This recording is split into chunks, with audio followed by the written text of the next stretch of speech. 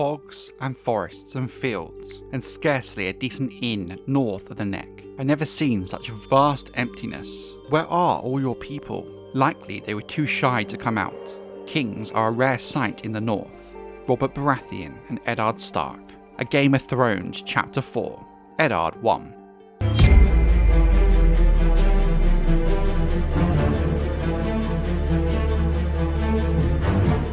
The North is a vast and frigid realm that was once the domain of the legendary Kings of the North, most of all the legendary Kings of Winter, House Stark of Winterfell, whom had been in control of the North for thousands of years. Since Aegon's conquest near on 300 years ago, the Starks have been reduced to lords, but act as wardens of the North and lords paramount for the Iron Throne. Notable bannermen of House Stark include the likes of the Boltons, the Kerwins, the Dustins, the Flints, Glovers, Hornwoods, Karstarks, Manderlys, Mormonts, Reeds, Risewells, Tallhart and Umbers. The North is the sole remaining kingdom of the First Men, and is generally thought of as not just the first, but the oldest of the seven kingdoms of Westeros, in the sense that it has endured unconquered for the longest period of time. The North is not just different from the Southern Kingdoms on a cultural level, but how changeable the weather is, and geography as well. While the North is the largest of the Seven Kingdoms, there is more to it than it seems, and is much less grand than those to the south. It is often claimed by the ill-informed that the North is the size of the other 6 kingdoms of Westeros together, but the domains of House Stark and Winterfell, in truth, make up a third of the landmass of Westeros south of the Wall. While yes, it is less than half of the realm, 1/3 still makes a huge kingdom. Beginning at the boggy marshes at the edge of the neck to the south, the realm of the Starks extends far north as the New Gift. The New Gift historically was part of the Kingdom of the North until the reign of King Jaehaerys I Targaryen, who convinced the reluctant Lord of Winterfell to cede that land of the New Gift to the Night's Watch, in theory to give them taxable and farmable land. Much of the north is covered in ancient great forests, wide windswept plains, steep hills and valleys, with craggy, rocky coastlines, in the shadow of high snow-topped mountains. The north is a cold land, much of it rising moorland, and high plains, giving way to mountains in its northern reaches. Thus this makes it far less fertile than the reaches of the south. Thus, despite so much open space, only a fraction of it is farmable. Snow has even been known to fall there in the summer, and is deadly in the winter, which compounds the farming issues even further. The population of the north is very sparse, with very few proper towns, with only one true city, White Harbour.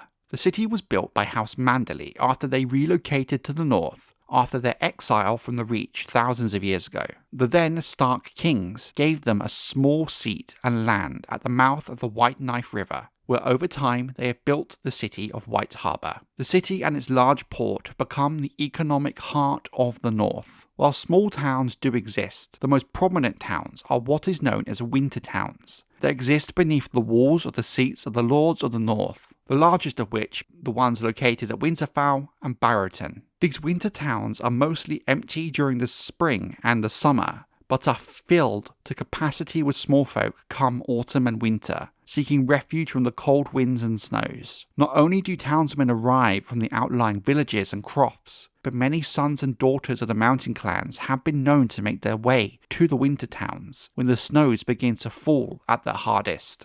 But the mountain clans only tend to abandon their homes in the most harsh of winters. Even then, many will stay behind. Barrowton too is somewhat of a curiosity when it comes to settlements of the north, a gathering place built at the foot of a reputed Barrow of the First King, who once ruled supreme over all of the First Men, if legends can be believed. Rising from the midst of a wide and empty plain, it has prospered thanks to the shrewd stewardship of the Dustins, loyal bannermen to the Starks, who have ruled the Barrowlands in their name since the fall of the last Barrow King. The rusted crown upon the arms of House Dustin derives from their claim that they themselves are descended from that first king, and the Barrow Kings who ruled after him. The old tales, recorded in Kennet's Passage of the Dead, claims that a curse was placed upon the Great Barrow that would allow no living man to rival the first king. This curse made these pretenders to the title grow corpse-like in appearance, and sucked their life and virility away. This is no more than a legend, to be sure, but that the Dustins share blood and descent from the Barrow Kings of old seems likely. Bran could perch for hours amongst the shapeless, rain-worn gargoyles that border over the first keep, watching it all. The men drilling with wood and steel tools in the yard, the cooks tending their vegetables in the glass gardens, restless dogs running back and forth in the kennels, the silence at the godswood, the girls gossiping beside the wishing well. It made him feel like he was lord of the castle, in a way even Robb would never know. It taught him Winterfell's secrets too. The builders had not levelled the earth. There were hills and valleys behind the walls of Winterfell. There was a covered footbridge that went from the 4th floor to the 2nd floor of the rookery. Bran knew about that, and he knew that he could get inside the inner walls by the south gate, climb 3 floors and run all the way around Winterfell through a narrow tunnel in the stone, and then come out on the ground level at the north gate with hundreds of feet of wall looming over you. Even Maester Lewin didn't know that. Bran was convinced. The Thoughts of Bran Stark, A Game of Thrones, Chapter 8. Bran 2. Winterfell, the ancestral stronghold of House Stark, stands at the heart of the north. It lies close to the vast Wolfswood, the largest forest in the Seven Kingdoms. To the west of the Wolfswood is Deepwood Motte, the seat of House Glover, while the Mormonts rule from Bear Island in the Bay of Ice. The northern mountain ranges stretch from the Wolfswood to the Wall and are home to the fierce mountain clans. South of the forest, the lands become hilly, dotted with several large lakes, the greatest of which lies behind Torrhen's Square, the seat of House Tallheart. Further west along the Sunset Sea lies the stony shore, lined with small fishing villages. Southeast and north of Blazewater Bay are the Rills, fertile plains ruled by House Risewell. To the east, south of Winterfell, stretches the Barrowlands, rolling plains marked by the ancient barrows of the first men. House Dustin rules this region from the large town of Barrowton. A number of rivers flow southward from here, some from Barrowton and Torrhen Square into Saltspear, while another separates the stony shore from the Rills. Beyond the Barrowlands lie the Neck, a swampy bog that forms the border with the Riverlands. It is the source of the Green Fork of the Trident and home to the crannogmen,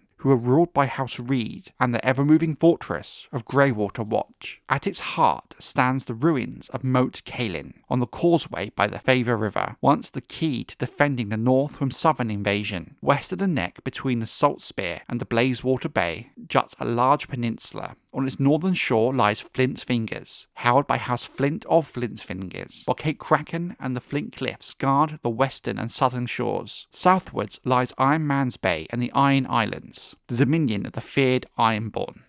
East of the Barrowlands flows the White Knife River, the greatest river of the north, fed by Long Lake northeast of Winterfell. Along its tributaries stands Castle Cerwyn, the seat of House Cerwyn, while the river itself runs into White Harbour, the only major city and port in the north, under the control of House Manderly. Southeast of the harbour sits the Old Castle, held by House Locke, while further east lies Ramsgate and the Broken Branch, a river springing from the Sheephead's Hills. Widow's Watch and the stronghold of House Flint of Widow's Watch raises on a lonely peninsula into the Shivering Sea. The bight separates the southeastern coast, largely under Manderly influence, from the Vale of Arryn. North of White Harbour is Hornwood Forest, where House Hornwood rules, and still further north stands the feared Dreadfort, the seat of House Bolton, near the Weeping Waters which drains into the Shivering Sea. Further beyond that lies Carhold, the seat of House Karstark, surrounded by deep forests and looking eastward towards the Grey Cliffs. Off the coast in the Bay of Seals are several islands, the uninhabited Skane and Skagos, the largest and notorious for tales of cannibals and unicorns, yet only loosely tied to the rule of House Stark.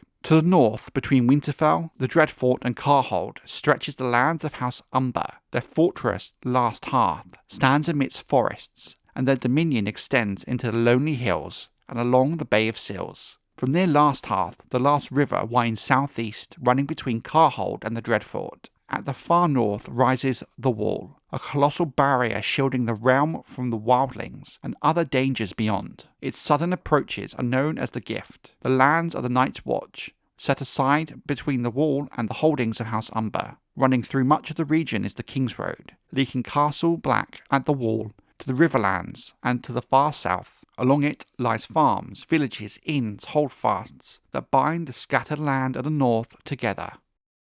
In their mail shirts and shaggy fur cloaks, their features hidden behind thick tangles of beard, they swagger through the city like so many armoured bears, says Mushroom. The writings of Archmaester Galdane, Fire and Blood, Aftermath, The Hour of the Wolf.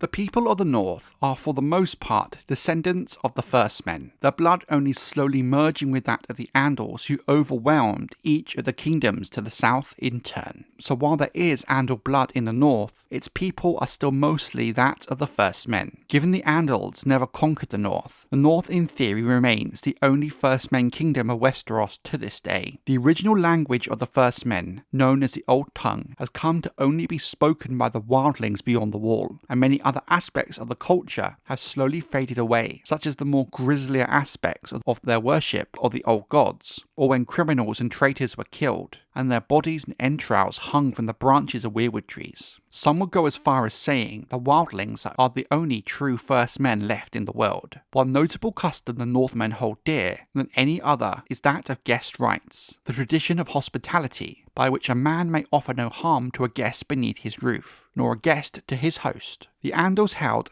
to something like this as well, but it looms less large in the southern minds. In his texts, Justice and Injustice in the North, Judgments of the Three Stark Lords, Maester Egbert notes that crimes in the North in which guest rights were violated were rare, but were treated as harshly as the direst of treasons. Only kinslaying is deemed as sinful as a violation of these lords of hospitality. One darker custom was the lord's right to the first night. The custom stated that when a small folk married, their lord or king had the privilege to bed the bride on the first night, often against the will of the bride and her new husband. It was deeply despised by many women in the North, and seen as an unfortunate way of life by many men. It was not until the reign of King Jaehaerys I Targaryen this practice was outlawed, at the urging of his wife, good Queen Alysanne. Not all lords of the North were pleased. Their lordly rights were being taken away, and this caused much anger among the nobility in the North, especially on the back of the granting of the new gift. 150 years later, it seems many people in the North no longer practice this custom, but there are rumours that some houses do still partake in the right to the first night. What do the trees remember? The secrets of the old gods. Truth the First Men knew.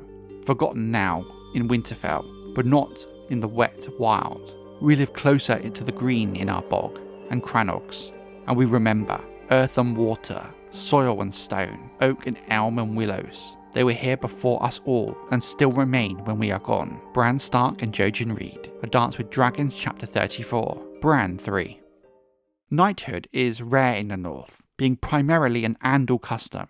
The knightly tourney and its pageantry and chivalries is rare beyond the neck. Northmen fight a horse with war lances, but seldom will tilt for sport, preferring melees that are only just this side of battles. There are accounts of contests having lasted half a day and left fields trampled and villages half torn down. Serious injuries are common in such melees, and deaths not unheard of. In the Great Melee at Last Hearth in 170 AC, it is said that no fewer than 18 men died, and half again that number was sorely maimed before the day was done. While the concept of knighthood is rare in the North, there are some exceptions to this. Firstly, House Manderly, coming originally from the Reach, still hold many of these Andal customs, such as knighthood. Some northern men, even lords, also have knighthoods, but it is still not common, with it only becoming common since the joining of the Seven Kingdoms after Aegon's conquest. Most Northmen remain devoted to the old gods and show little interest in adopting newer faiths. Their religion lacks priests, scriptures, hymns, or elaborate ceremonies, and their prayers are offered in silence. Worship takes place in a godswood, sacred groves found within many castles across the Seven Kingdoms, where heart trees, usually white-barked weirwoods, carved with solemn faces, stand at the centre. Believers hold that the old gods watch the world through these trees. Only a handful of northern houses follow the faith of the Seven, the most notable being the Manderlys of White Harbour. Because the old gods do not permit holy orders, is why Northmen rarely ever become knights. Those who do are often exceptions, riding as knights while still honouring the old gods. Most of these men are found in the southern parts of the north, particularly around White Harbour and the Barrowlands. Fittingly, northern heraldry tends to be simpler than that of the south, reflecting the lesser influences of heraldic traditions. To many southerners who kneel in septs and pray to the Seven, the ways of the north seem strange. Some even dismiss the Northmen as godless, or as mere worshippers of trees.